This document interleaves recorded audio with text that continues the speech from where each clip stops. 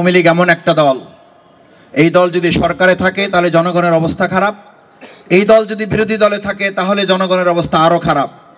আর এখন মানুষের কাছে স্লোগান এসেছে, এরা যদি বাংলাদেশে না, বাংলাদেশ থেকে পালিয়ে গিয়ে পৃথিবীর যে প্রান্তে থাকুক, গোটা পৃথিবী তাদের কারণে অস্থির হয়ে যায়। দেশের বাইরে গিয়ে আবার দেশের ভিতরে ঢুকে এসে আমাদেরকে অস্থির করার চেষ্টা করে।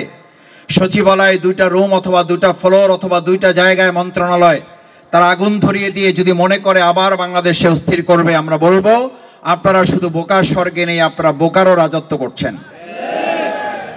তবে এটা ঠিক,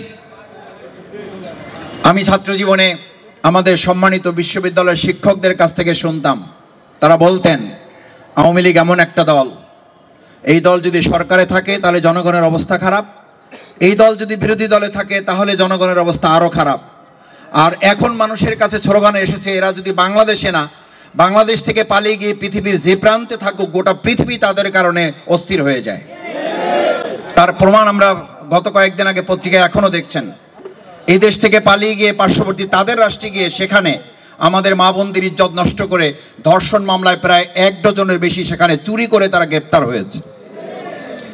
আওয়ামী লীগের এই সমস্ত সন্ত্রাস এবং ধর্ষণকারীরা বাংলাদেশ থেকে পালিয়ে গিয়ে অন্য একটা রাষ্ট্রের আমাদের মা বোনদের ইজ্জত নষ্ট করে, গরু চুরি করে, ছাগল চুরি করে, কারণ বিগত 15 বছরের অভ্যাস তো এখন তারা চাইলেও ছাড়তে পারতেছে না।